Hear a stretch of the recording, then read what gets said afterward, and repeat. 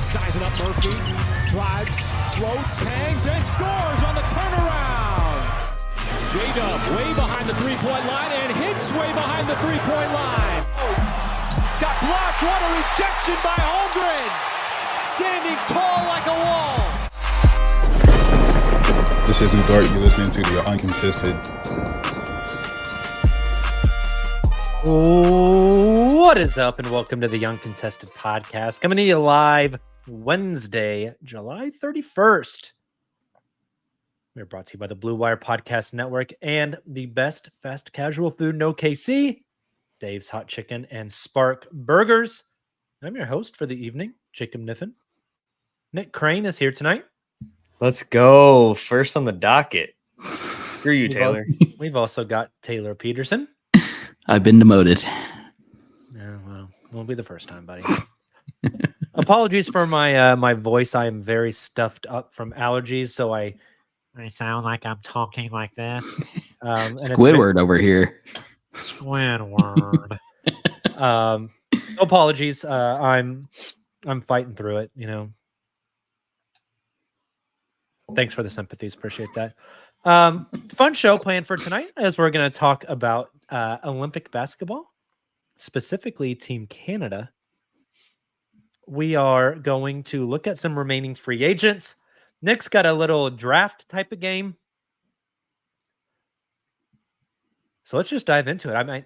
JD wants us to talk before we start each show, just to get the juices flowing a little bit, get in a conversational mood. And then somebody on the YouTube channel the other day said, would you guys stop talking about random shit and just get in the basketball? We'll do one quick, just to appease Silva. One quick rapid fire. If you were an Olympian, what sport would you be? Like, what sport do I think would be the coolest, or what sport do I think right now I would be the best at? You'd be the best at handball. Oh, handball's badass, dude. Interesting. I don't think I really have a good answer for this one. You know what? 3-on-3 basketball, because those guys suck. There's no way we can't put some respect on Jimmer's name, you son of a gun. They're 0-2. I don't even know. And Owen, more than that, if you include exhibition matches, they not great. It's the first answer that came to my head. What about you, Nick? Oh man. I've got to go with something that I do, because I can't just say like diving, because I've never done that before. Golf. We'll go golf. Is golf in the Olympics? It is. They tee off tomorrow. Yeah, that's Jacob. cool. Come on, bro. Who's representing the Americans? We've got an Oklahoma State Shoffley? Cowboy. Oh, really? Yes. Hey, I saw that OSU Cowboy hit a grand slam today. Yeah. Jackson Holiday. Yep. Mm-hmm. It's a beast. The Holiday family. And his little brother is going to be the number one pick, maybe too. Are they related to Drew? Yep. They're all out. Drew. Taylor. Isn't there a uncle or something that's Drew? Uncle Drew? That's Kyrie Irving. He said Drew, not Drew. J-R-U-E. Drew Holiday. Drew is who I was Good thinking of. grief, Taylor. Look, I'm not a baseball guy. I'll tell you what Olympic sport I would be the worst at. Water polo. Yeah, that's insane. That game is like swim back and forth while people beat the shit out of you and try to drown you. And then when you commit a foul, just go sit in the corner and tread water for like 5 minutes. Dude, I would be dead. You would be dragging my bloated body off the bottom of the pool. This should be at the top. This sport should be like a bet payoff. Like, go do this and record yourself. Oh, shooting. Water polo. Gymnastics is nuts. Dude, those guys are freaking ripped. Yes, and like 2% body fat. The things they're doing, it's like I physically cannot do it. Not at all. The one guy's spinning. What do they call that thing? The pommel horse? The pommel horse? Just spinning on that thing? Oh, God. The spinning on that thing. The like shoulder strength you have to do that is insane. It really is. It's absolutely insane. Matt Noonan, Taylor would be the guy who retrieves the swim caps. That is accurate. I remember one time I'd one be of a great the ball U.S. boy women for did like tennis. an interview. She was the water polo. Do you know who sponsors the women's water polo team? Polo? Flavor Flav. What? I'm not kidding. I'm not kidding you. Look it up. It's the most random thing It's I've kind of ever awesome. heard. But a U.S. woman did an interview and said they wear like 3 bathing suits because how much like hand-to-hand combat you're doing. You're like doing Rambo shit in the water while you're trying to throw that ball. Your bathing suit will literally get ripped off. So they wear like 3. Huh. Do they do regular polo at the Olympics? Bro, I have no idea. Like the really rich person? There's Yeah, so on a many horse, sports, I don't think dude. they There's do. so many sports. Yeah, Nick Jordan brought this up.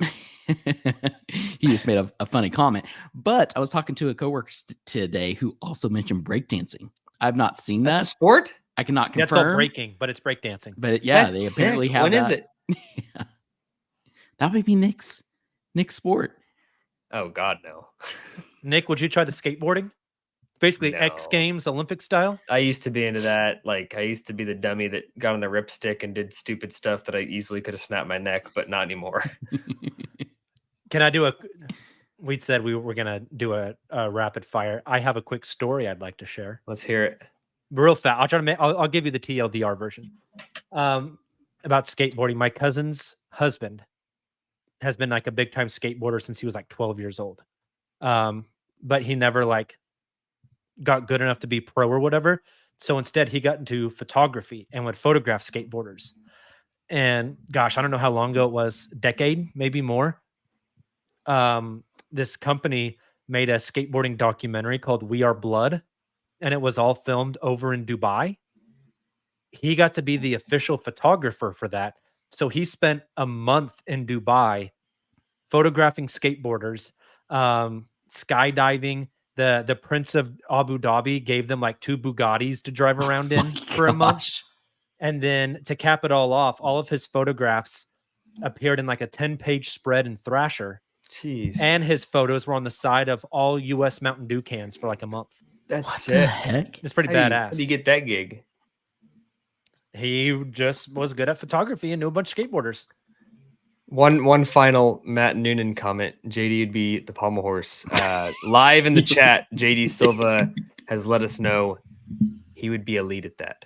So he agrees. Oh, with I you. thought Matt was saying JD would be like the actual thing and people would be spinning on him. That's what I thought. That's how I took it. No, I didn't read it that way. I thought his event would be the pommel horse, which he No, I agrees. think he's the actual horse.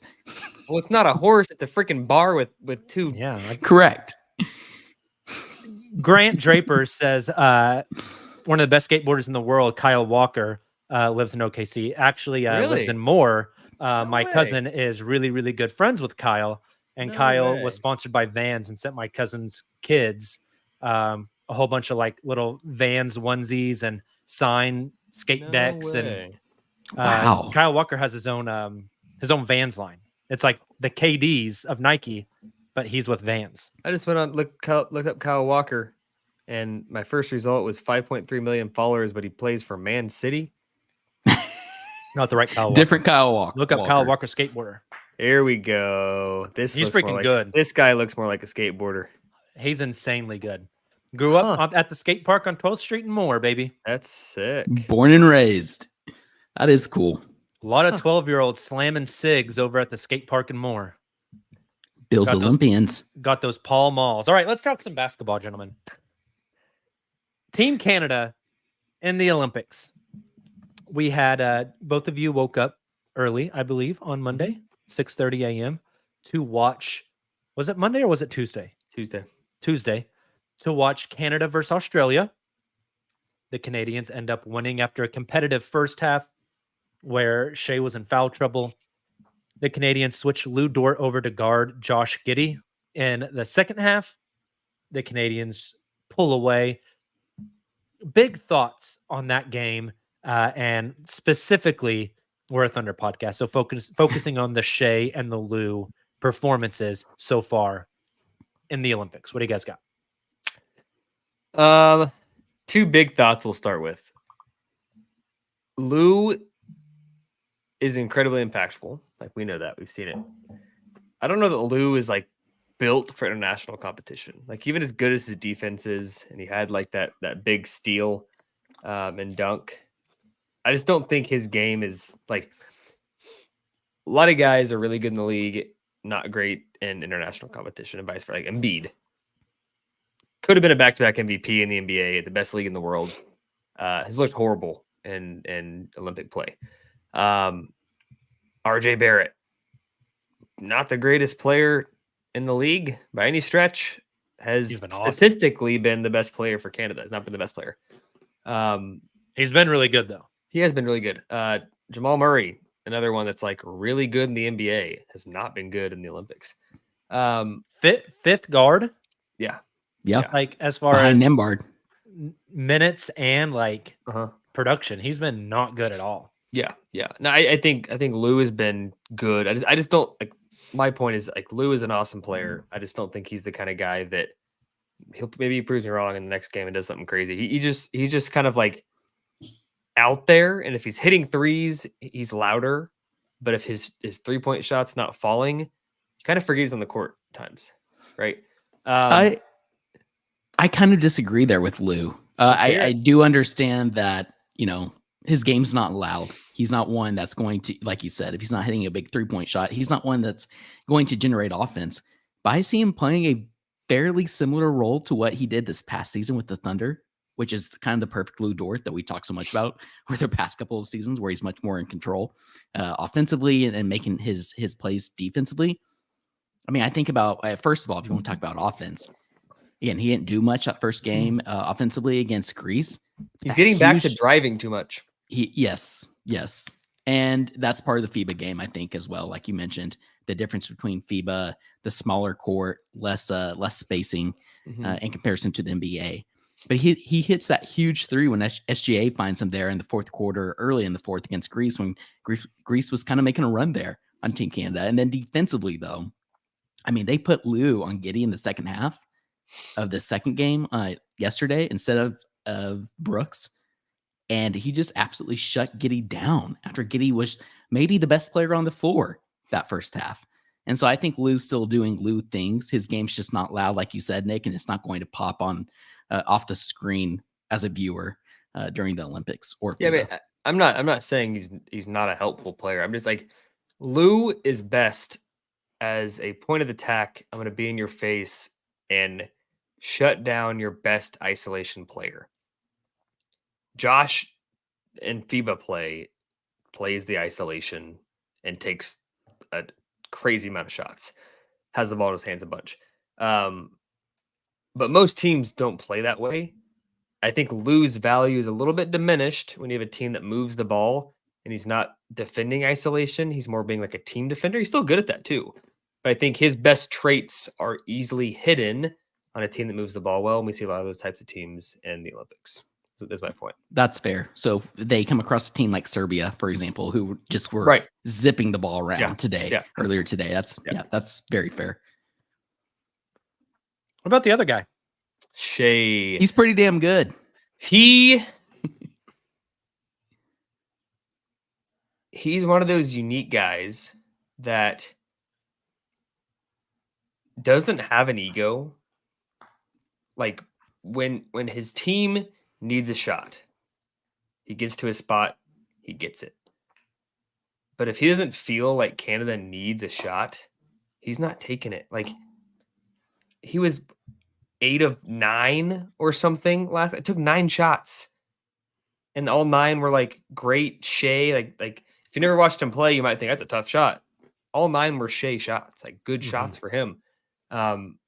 There's a lot of superstars out there. I'm not going to call names out, but like, just watch Team USA, right? They'll take 20, 25 shots because they're the best player on the team and they want to be the player. Like he is letting RJ Barrett be the primary scorer and take the most shots. If he starts missing or Canada's down 10, like you'll see a different level of Shai.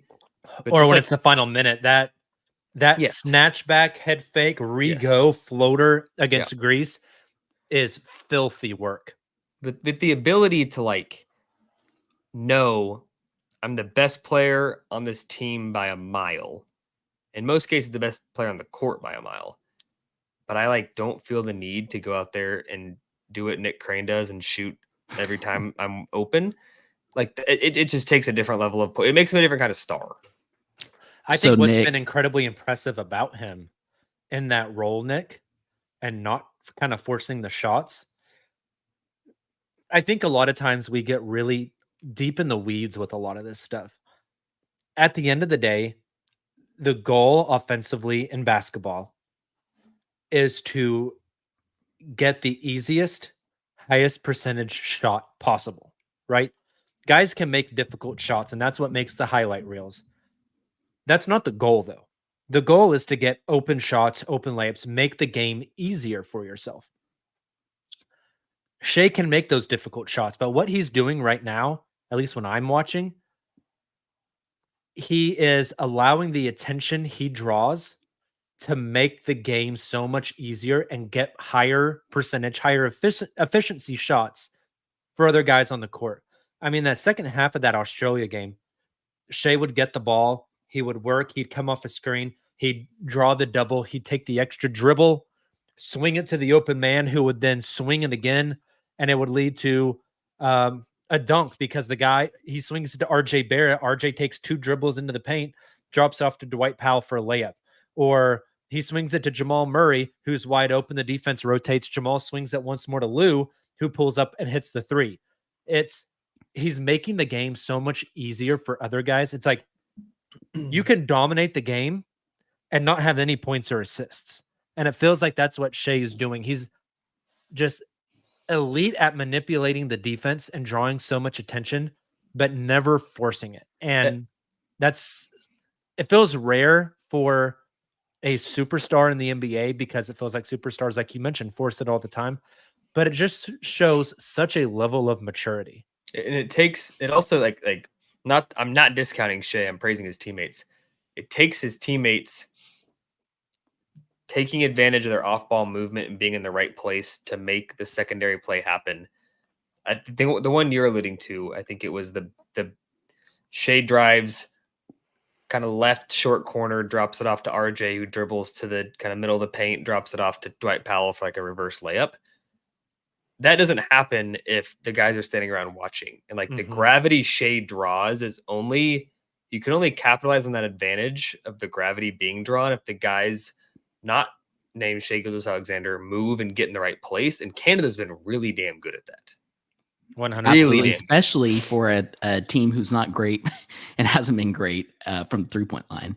That's huge. The space that Shai is creating, especially in a more, like I said this earlier, but a more compacted court in comparison to what they would see in the NBA, it just speaks volumes.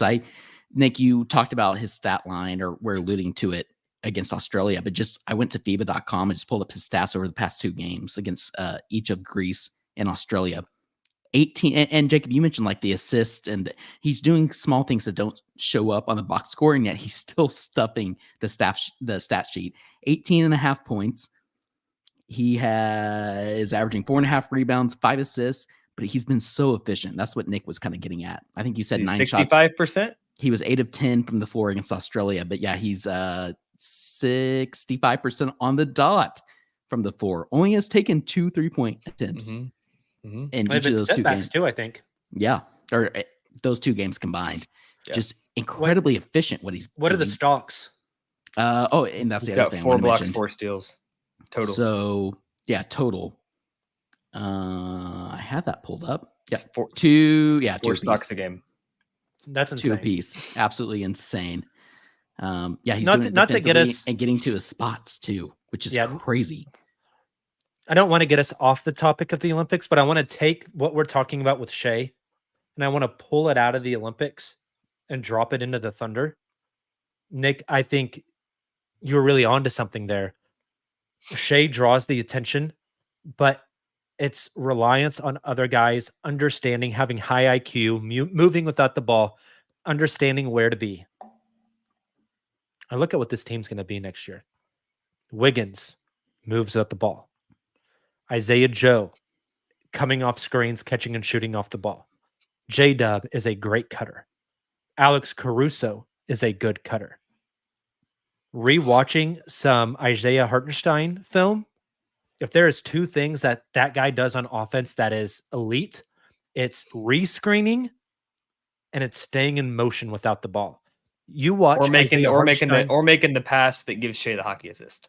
Exactly. You watch some of these highlights of Hartenstein, and it's like somebody drives, and instead of Hartenstein staying in the dunker spot, he like rotates out and curls back. He never stands still.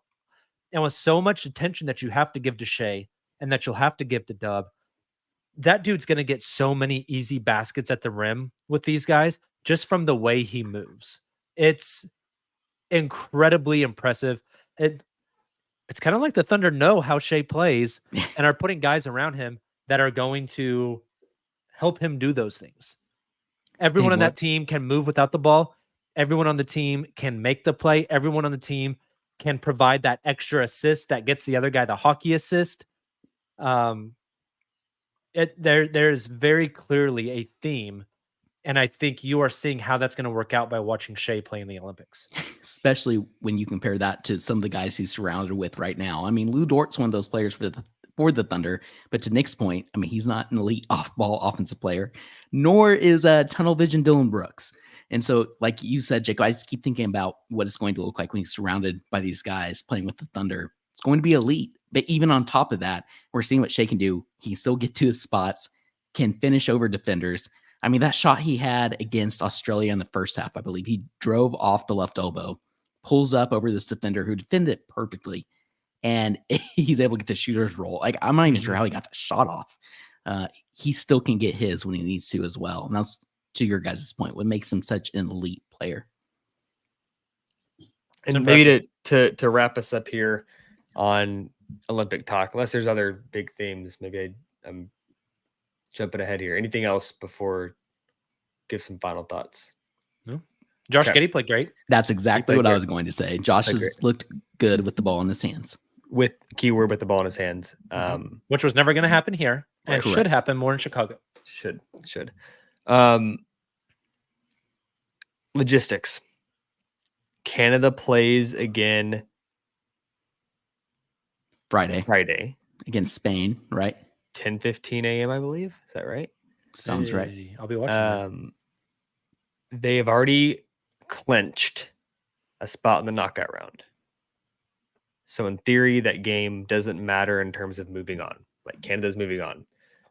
First time since 2000, Canada's moved to that stage of Olympic play. Canada has not medaled in the Olympics since 1936 in Berlin, the very first time basketball is in the Olympics. And you know what was going on in Berlin, and then that was the only time they medaled as well. So like Shai has already taken Canada to a place they've not been in almost 25 years. He has a good chance to take them to a place they've only done once in their life, which is getting a medal. They lost to the U.S. They might medal for the first time since World War II. Yeah, no, seriously, and that was the only time they were medaled. And it was a silver, losing to the U.S. in the gold medal game. They've already made it to the knockout stage. At this point, it's playing for positioning. If you're Canada, you want to set yourself up to not play the U.S. till the finale. If you face them before the finale, good chance you lose, and there's a chance you don't medal. If you don't play them till the finale, you're like silver's worst case scenario. So like, the Spain game matters, but if they lose the Spain game, they're still moving on. So like, we still get at minimum 2 more Canada games. Shai's already taken them to new heights they haven't been to since Taylor was like 5 years old. Like, this is impressive stuff from Shai. Canada basketball is like at its pinnacle. It's going to be fun. I hope they make a deep run. You're my same age, Nick. We're like 2 months apart. Hey, it's not fun to talk about, though. Hey, if gold medal game is U.S. versus Canada, who are you cheering for? USA. Yeah. Give me the maple syrup and the free Really? healthcare, buddy. Really? I want USA with the gold. We need that gold medal. Brother. I want to see Shai just absolutely tear it up. Yeah, you live in the United States of America. Don't cheer for Canada. I might be cheering for Canada. I don't like. I don't have any attachment to any of the guys playing on the You're gonna USA say team. I don't have any attachment to my country. I don't have any attachment to my country. I'm going to move to Canada. Okay, well, Canada's actually dope, like super dope. It's dope, eh? Dope, eh? You guys want to take our first break of the night? Let's get it. Let's do it. We will be right back. And we are back, and it is time for the spark of the week. One of my very favorite places in OKC to get a burger, Spark Joy at Oklahoma's family-friendly joint Spark, located in Scissortail Park and recently opened in Chisholm Creek and Nichols Hills. Dive into their menu of burgers, bites, and cool delights, and don't skip the must-try BLC burger. Can't confirm. It's my favorite on the menu. Their pink fries, BLC which are burgers, incredible. gas. So good. As are the pink fries, frozen peach club special, which I believe Silva indulged himself in. I think it was the last regular season game for OKC this year. And the rotating custard flavors, which are incredible, including the flavor of the month. We can't forget to mention their newest menu item, the Rumble Fries. I can't wait to try those. This tray of loaded fries are perfect to share for the whole table, named after none other than Rumble the Bison himself. Fun fact, my dog is also named after Rumble the Bison. So Those fries got that dog in them. They got that dog in them. For the spark of the week, there's quite a few interesting names left on the free agent market. So not necessarily for the Thunder, unless you guys want to take it that way. But our spark of the week, which of these free agents left would make the biggest spark for a team left on the free agency board? I'll give you guys some names for those maybe in the stream or listening back. I put together a little list, at least the ones that intrigued me the most. Did you check it twice? Checked it twice.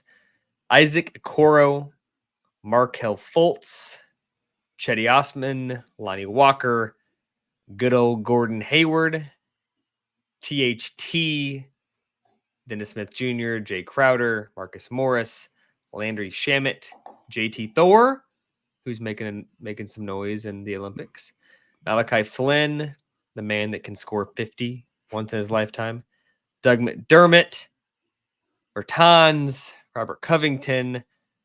Like, none of these names are, like, at this point, which is not surprising, like superstars or like significant needle movers. But there's some names on there. And again, Taylor said you could take it Thunder route, you could take it league-wide route. But like, which of these guys, as I say those names, or others that I maybe have missed, are like, you know what? I wouldn't be shocked if in May next year in the playoffs, we're talking about this guy as like the steel vet minimum kind of guy. I'll start us off. And I don't think he will be a vet minimum. I think he's in an interesting position due to restricted free agency. And there's a bit of a standoff. Mm-hmm. But I think Isaac Okoro is good. And I think do if too. you get him in the right situation, not a great offensive player. I think he's a freak athlete, really good defender. Can do a little bit offensively, mainly close to the basket. But I think he's one of those types of guys that if you get him in the right situation, he can be really impactful for you. I don't think, like, if he goes out and gets a minimum offer on the free agent market, the Cavs just match it. It seems like there's a standoff there in restricted free agency between he and the Cavs. Yeah. My assumption is he ends up back in Cleveland, probably just taking the qualifying offer. Yeah. At this point. But I do think Isaac Okoro is a really good player and could make an impact for a team. And one of the things that I was hearing was that him and Aaron Wiggins were projected to make similar money. Like, they were kind of like player comps. Wiggins got paid. He's not. Mm-hmm. But I think the qualifying offer at this stage in free agency might actually be a good deal for both sides. I think Mike Scott, is his name Mike Scotto of Hoopsite? Scotto. Yeah. Scotto had an article the other day which made a ton of sense to me. Maybe an Okoro swap out there to Brooklyn that brings back Dorian Finney-Smith or Cam Johnson to Cleveland. Cleveland does need kind of that 3/4 wing, to pair in between their two bigs and their two smaller guards. So a swap like that would work, depending on how much Okoro like costs. Yeah. Just as a kind of as a buy low young candidate for that Brooklyn rebuild. Yeah. It would be rich. There would be more to it for Cam Johnson. I would never do a 1-for-1 there, but DFS is like no brainer for both sides. Yeah. I'll give you one league wide and one Thunder. Thunder, can you imagine a world in which Gordon Hayward is wearing a Thunder uniform? Yeah, you can imagine that. Just kidding. I think Robert Covington, although super old, and like I don't know what he's gonna. It used to be like a really good defender. I don't know what he gives you on that end now, but like as it's like a jumbo shooter, similar to like a Mike Muscala, where like you're probably not going to use him most games, but like in a pinch if you need him, or like regular season for a stretch of 5 games and people are hurt, you plug him in, or like maybe one random playoff game you get some burn. Who knows? He's interesting. League wide, I'm between Fultz and DSJ. Those were the 3 names I'm considering as well. Okay, I'll talk DSJ, you talk Fultz. Perfect. DSJ is a damn good defender. Former lottery pick. First year in Dallas, everyone was saying, is he the next Russell Westbrook with his freak athleticism? Obviously, his offensive game didn't come around near as much, but like he's a legit defender. And that's kind of how he got back in the league. He was one of those guys that you were like, is he going to make it in the NBA? And his defense has like been the reason he's made a name for himself. I don't know. I don't know how many teams would actually use him as a backup point guard, but there's a couple, maybe like not contenders, but like fringe lottery teams where I'm like, well, the Mavericks were very interested. And when I saw that name on your list, Nick, they got Dinwiddie now. Right. So I was like, I swore that DSJ was heading to the Mavs. I thought I saw that report, but you're right. They went ahead and went Dinwiddie instead, which is smart. I'm thinking like, oh, who's a fringe playing team? Like the Kings have a bunch of guards, like maybe the Pelicans. Yep. Like him and Alvarado being tools off the bench that are high level defenders, although undersized. Like, that could be interesting. I think he's a guy that he's not going to be somebody we're talking about as like a star in a year, but I think there's like a playoff series where like, man, DSJ made an impact. I like that. Yeah, no, DSJ was one. I also thought about Covington as well, more league wide than just for the Thunder, but. Again, I know the Lakers don't necessarily have the spots right now, but I could see Covington making it on a contender for, like you said, that end of the bench role, Nick. So I'll go ahead and go with the third name you mentioned, and we'll talk a little bit about Markelle Fultz. I think that would be my spark of the week in free agency. Again, it's going to have to be the right fit.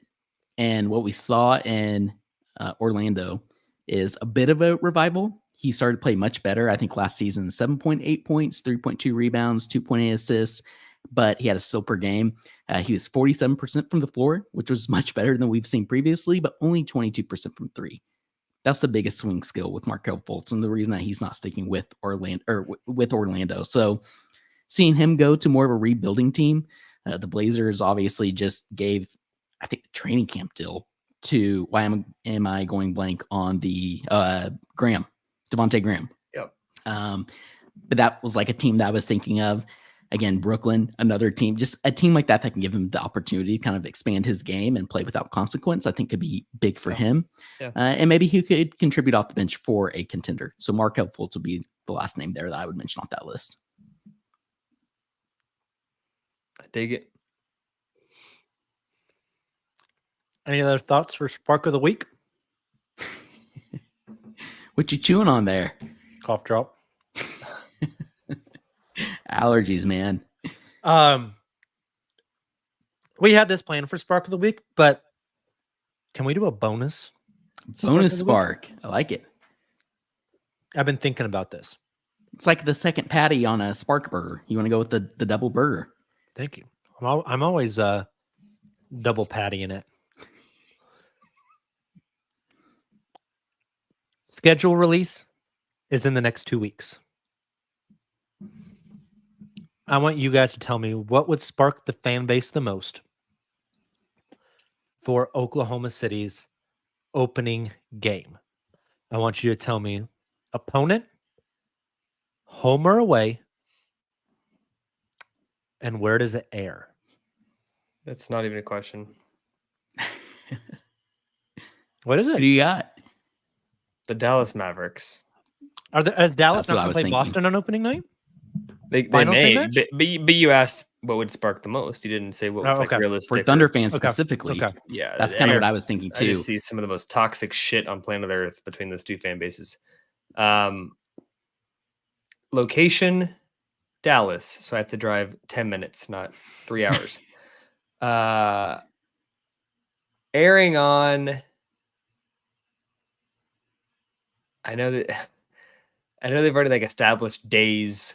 Amazon Prime. I don't know. Like what? There's so many Doesn't damn start options for another now. year. Oh, that's right. That's right. So that's next season. Mhm.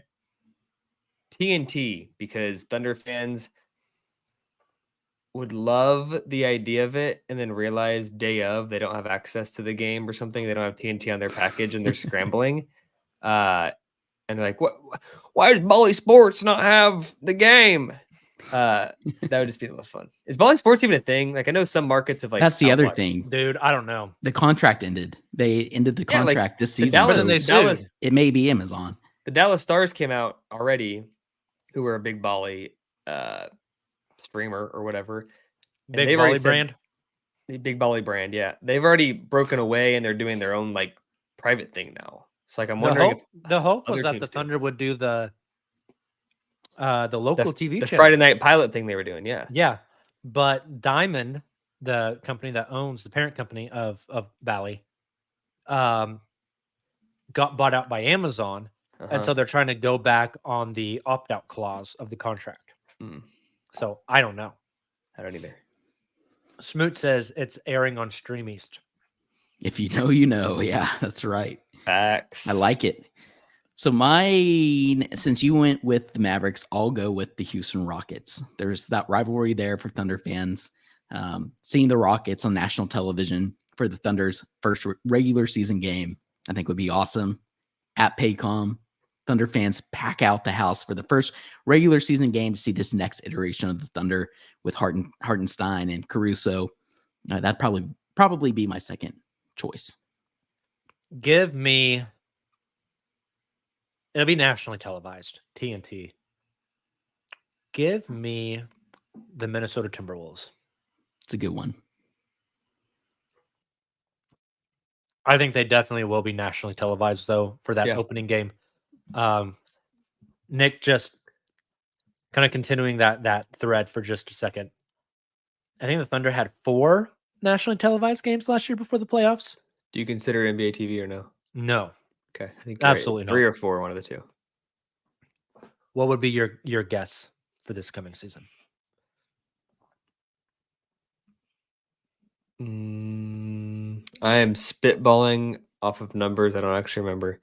I think the highest team last year was either high teens, low 20s. It was like the big markets. I would guess like 11 to 14. My number was 12. Okay. So Okay. we're in the same ballpark. Most importantly, I could care less about national TV. I could care less about opening day. Just give me Christmas, dude. They're getting a Christmas game. No doubt Like- about it. Christmas, elite basketball.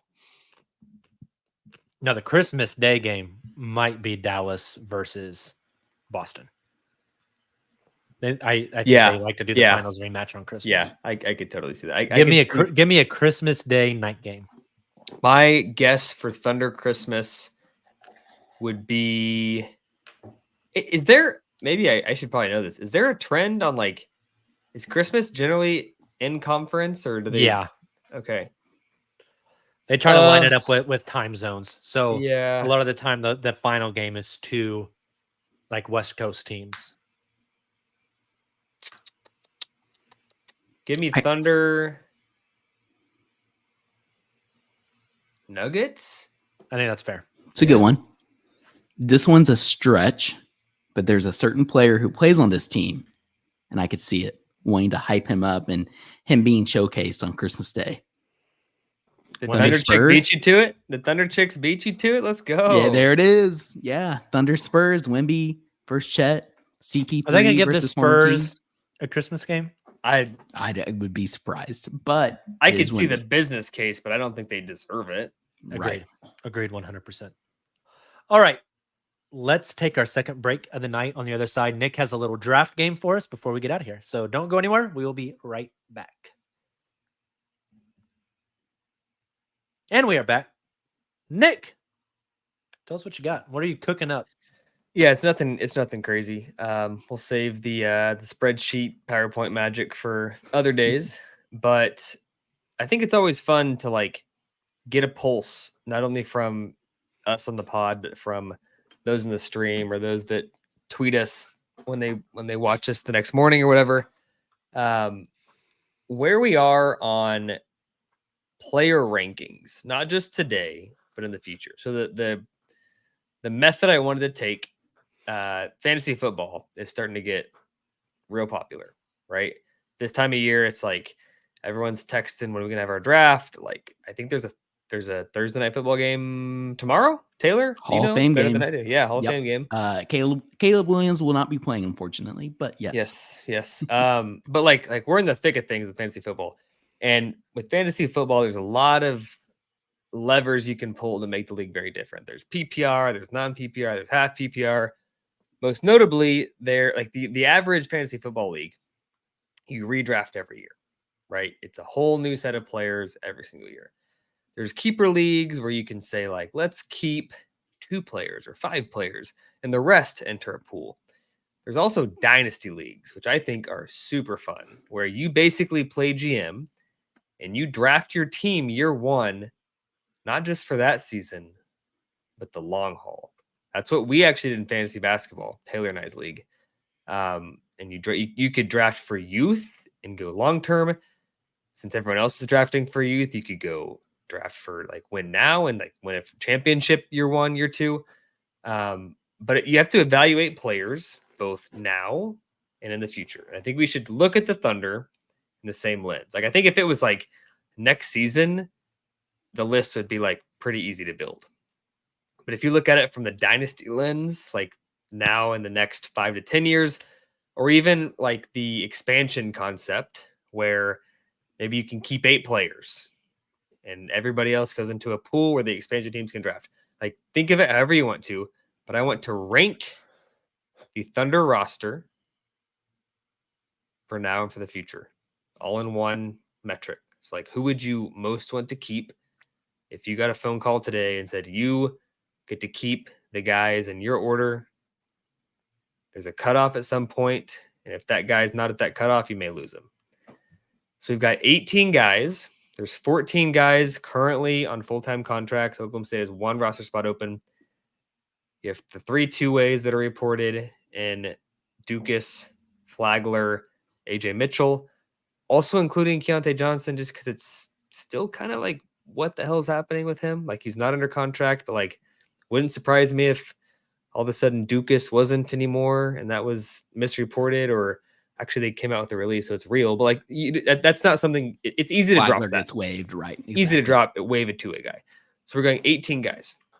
I'll list the names now: SGA, Dub, Chet, Dort, Caruso, Hartenstein, Jang, J. Will, Kenrich, Kaysen, Joe, AJ, Nicola, DJ, Wiggins, Dukas, Flagler, Key. We'll go snake draft.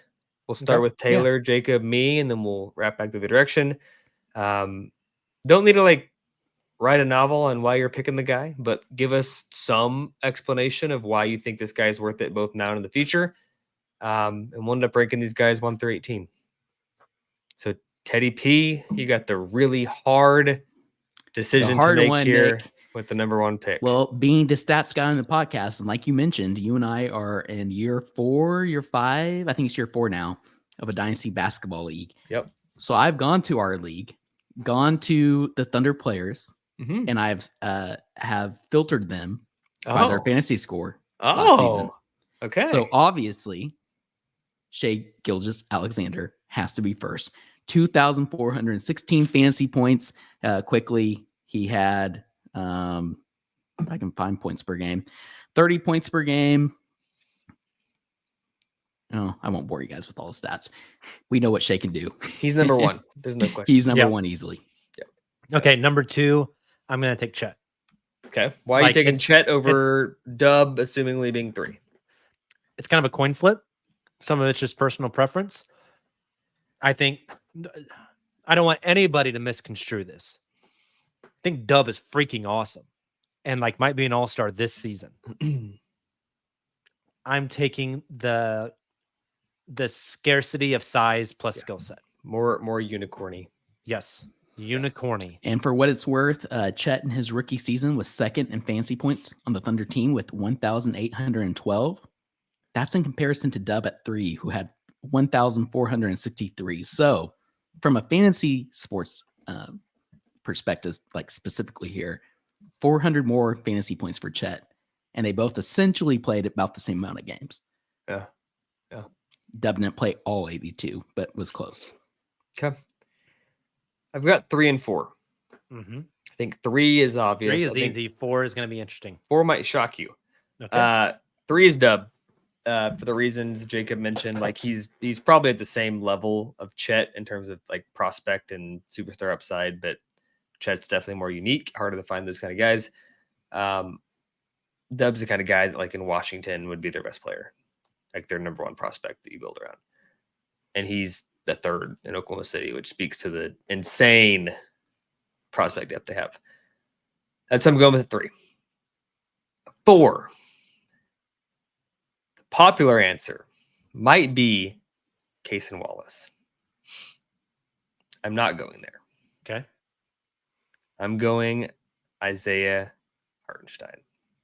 Interesting. That's what I thought you were going to do. So, for context there, Hartenstein would have ranked 4th in fantasy value with 1,299 fantasy points last year for the Knicks. Okay. Again, that's fantasy, not Thunder specific, what we would do for the Thunder in the future. But yeah, I think that's a good pick. I think what's interesting about him is we've seen so many versions. Like if you watch his G League tape with the Vipers, the Houston's G League team, he was this like developing, still kind of skinny, big, like the typical European floor spacer, like the lefty who just like pop in lefty threes, off screens, in motion, like rhythm, shooting threes. Like he was a floor spacer. Then he develops into like this big bruiser, and he was still shooting some threes at the NBA level. He was almost completely like shut off with the Knicks last year. But he's 26 is my big thing. Like as good as he was last year, we've not seen peak Hartenstein. And I think there's a real world where over the next 4 to 6 years, like 27 to 31, 32, he gives you some really, really good stuff. Kaysen was the other guy I'm considering here. Like I mentioned, his upside's tremendous, but like given Hartenstein has proven he is like really damn good right now, but is also young and has more to show that New York didn't allow in a breakout season, makes me think his ceiling has not been touched yet. And he's already really damn good. And I Jake like has been all over this, but it wouldn't surprise me if we see him start to take more 3-point attempts and him be fairly decent at those and limited attempts, but attempts nonetheless. Yeah. Maybe I misunderstood the assignment. At 4, it's a very easy Cason Wallace pick for me because of longevity. I have contract control for 3 more years on the rookie scale, and then I control the contract in restricted free agency. Realistically, I can control that contract for 8 more seasons, where Hartenstein, I can only control it for 3. And the Cason contract is much more team friendly. So if we're looking at a longevity standpoint and like drafting for now and the future, I'm taking Cason Wallace because of all of those. So I think Cason's really good. I already think he is I would say 75th percentile NBA defender. And I think there's a lot of offensive upside there. I don't think he's ever going to be like a ball in the hands in the final moments of the game type of guy. I do see a lot of the Drew Holiday comparisons with him. on both sides of the ball, but the contract control and how long I can control, how long he's with me, is the deciding factor for me there. You didn't misunderstand the assignment. Okay. By the way, like I agree with everything you said. I just think that Hartenstein. Okay, that's fair. There's theoretical upside and there's promise, and I went more tangible. Yeah, no, Casey Wallace would have been my pick there as well, both from a like fantasy perspective. If we were drafting Thunder players for a fantasy team because of the upside, as well as for the Thunder. So I'm up with 2 back-to-back picks. I'm going to take the easy one here first. I'm going Alex Caruso again, both from like a fantasy basketball perspective in this draft, but also for the Thunder team as a whole. Just the production that he's able to provide on both sides of the ball. Being able to play bigger than he actually is, as well as being able to score and handle the ball and facilitate when he needs to. I mean, if you look at the actual fantasy scores of the Thunder players, he was next after Hartenstein. So he would have been 5th overall last season. And I think we're going to see that also translate on the court in terms of his impact for the Thunder as well. So Caruso would be my next pick. Here's where it gets fun and interesting. You guys already took the Casey Wallace pick off the board. I would have gone there next. I think I'm going to get really interesting here. If I'm a dynasty GM in a league, and also for the Thunder, maybe, I think I'm going to do what Sam Presti did in the draft. I'm going to take Topic here. He's going to have a redshirt season. He's going to have a redshirt freshman season or rookie season. Obviously, I know with my team on fantasy, he's not going to give me those stats. I know for the Thunder, he's not going to give me those stats, but to get him at the value that they were able to, and that I would be able to get him in a rookie fantasy draft, I think could pay real dividends down the line when he's playing again next season. So Topic will be my next pick. So Caruso and then Nikola Topic. Huge risk, but your upside's tremendous. Yep. I was kind of hoping you would take Topic there, and I thought that's where you were leaning, Taylor, which makes my next choice really for me down to 2 players. I'm trying to thread the needle again between production, playing time, and longevity, because I'm approaching this much more in the sense of, like, I wouldn't have taken Caruso at 6 just because of his age, right? So I'm debating between 2 players here. I think I'm going Aaron Wiggins. It was Wiggins or Joe. I think I'm going Wiggins for the more rounded game versus Joe for the specialization, but both of them young, and I have them for 5 years. Their contract is locked in, so I don't have to worry for quite some time versus like a Lu Dort, whose contract is coming up soon. I think Wiggins is definitely my guy here. Yeah, I agree. I'm going to go Joe, and I would have gone Joe, to be clear, over Wiggins. Okay. I think they're both awesome players. I feel like both of my first picks, like this cycle, have been coin flips. Yeah. Chet is like, you're fine with either one. Joe, Wiggins, I feel like I'm fine with either one. It's just a preference pick. Similar to the reason you took Chet over Dub is the reason I'd take Joe over Wiggs. There's a lot of guys that are like really good, smart, fundamental, complementary players that do a lot of stuff that helps you win. I just still think shooting's king. And like Wiggins is a phenomenal shooter, like statistically in the same range as Joe, especially last year. But I think Joe's ability to shoot in a variety of settings on high volume, like looking at someone's 3-point percentage versus the next guy's is not ever apples to apples. Like Joe is taking deep shots, movement shots.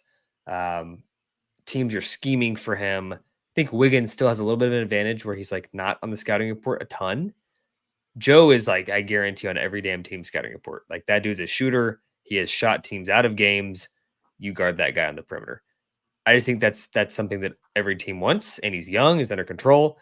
So I'd go him at 9. Snaking back At 10. Oh, brr. I'm with Jacob again. Coin toss here. I'm between Ousmane Dieng and Dylan Jones. Just because like it feels like with the guys remaining, and we have Lu Dort on the board to be clear. The upside for both is still there. Like Us is easy to be out on because you've seen more meh stuff from him, but he's way younger than Dylan still. I think Dylan's gonna be I think Dylan is going to be more like Wiggins, not stylistically, but like that kind of player that just does a lot of good stuff. I think that's valuable. But I think the upside still of 6'11", if his shot ever comes around, if he ever gets aggressive, Us is the guy I'm going with at 10. We go back to Jacob. Okay, since we're at pick 10, let's recap real quick. Yep. Taylor has taken SGA at 1, Caruso at 6, Topic at 7. I took Chet 2nd, Kaysen 5th, Wiggins 8th.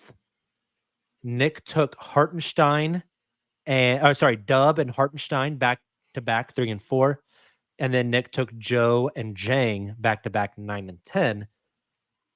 I am up here and I think I kind of have 2 guard/wings already, trying to round out a roster. Going against what I've done in my first 3 picks, I think I'll take Lu Dort. Okay, as you should. Like he's got a case. Like he's going 11 here to Jacob. He's got a case 7 to 10. 100% where he went to 11. Like they're like this is not a Lu Dort bash. Like it's this isn't who's going to make the biggest impact this next season. It's long term because Us, Jang, and Topic all went ahead of him. Yeah, correct. You know, we're looking long term. Yeah. But I don't have Dort under contract for as long. But I know proven winner, proven dog, can make plays, can do things. Chef Maine says I have an insane defensive team. That is accurate. That is true. My backcourt is Kaysen and Dort. I got Wiggins on the wing. I got Chet protecting the paint. Taylor, you're up. Definitely would have gone with Dort there. I think I would have taken him maybe even above Joe and maybe even Wiggins. So what we have left is Jay Will, Kenrich, AJ Mitchell, Dylan Jones, Dukas, Flagler, and Keontae. Gets really tough here. I think at this point, instead of production, I'm just going upside again. And I don't like it because of where this player necessarily landed. I think if he were in a different spot where he was getting minutes immediately, I feel better about this, but I'm going to go ahead and go AJ Mitchell. Dylan Jones is probably the pick, but it doesn't matter because I'm going back to back. So give me AJ and DJ. AJ, DJ, now you need to get Perry Jones, PJ. You need to get McCollum, the Holy CJ. Trinity. Is there another one? Byron, don't call me BJ Mullins. I'm back up here. Yup. Easy choice, Jay Will. I love Kenrich. I just think Jay Will with the youth is a better pick for me here.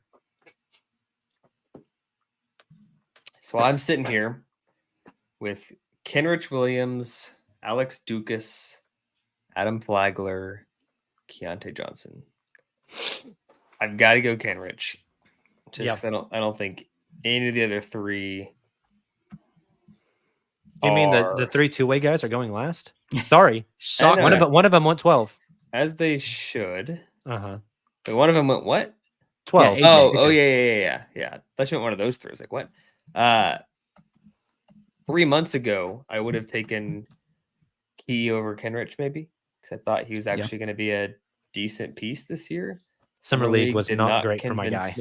Not at all. So Jacob at 16, you get to kick us off with the two-way guys, and then Taylor gets to round us out. Oh, you have to pick 2, Nick. I picked Kenrich. And then who's your next one? It's I'm Snake's draft, buddy. Yeah. Okay. I'm going Key still at 16 then. There you go. Give me Flagler. Yeah, He shot the right. ball well in Summerlin. That's the right pick. And I am stuck with the Australian from St. Mary's, Dukas. Great name. Show me that Dukas. So we will drop this in the chat. I actually don't know. I'm not a YouTube consumer of content, but I assume the people that watch this after the fact can see. They can see the live chat. Okay, so results are in. They're kind of wonky the way it pasted, but I think you get the idea. I can pull it up and see if that's any better. Nope. It's worse. Worse. We've We're had also Spark of the still Week on up Spark for of the forever, Week. too. I just realized that. Extra advertising. Yeah. Let's get it. Write the check, buddy. No, I'm still thinking about that BLC burger. Oof. Gentlemen, good show. Any thoughts before we get out of here? Any thoughts on our list? For what it's worth, I think we got it right. Yeah. We were correct. We passed the test. Yeah. It's hard. I mean, Great idea there's by Nick. That was a lot of fun. a lot of strategies. Right. As a resident teacher, Mr. Niffin, I give us an A+. Boom. None of us failed. Hey, shout out the Olympics for giving us something to talk about and watch before football season kicks up. And then, no pun intended. And then after that, shortly after, guys, we're going to have Thunder training camp and have real basketball to talk about again. Thunder training camps in less than 2 months. Almost there. Media days, September 30. We already have preseason games on the schedule. It's exciting stuff. Hey, thank you guys so much for tuning into the Uncontested. We really appreciate your checking us out. If this is your 1000th show or your first, thank you so much for tuning in. Make sure to drop a like on that YouTube video, whether you're watching live or you're watching the YouTube video at a later date. All we need is that like. It means a ton to us, helps the algorithm, helps us become more visible. So we would really appreciate that. And if you download the podcast on whatever podcast platform you use, if you'll just drop a 5-star rating for us, leave a little review. That also helps out the algorithm, helps just more people be exposed to the degeneracy of the Uncontested pod. And we greatly, greatly appreciate that. We will continue to come to you with more content as we move forward. We'll be back Sunday with another show. So be on the lookout for that. Join us 9 p.m. Central Time live in the stream. We always love having you guys here live. Until then, you guys have a great rest of your week. And as always, Thunder up.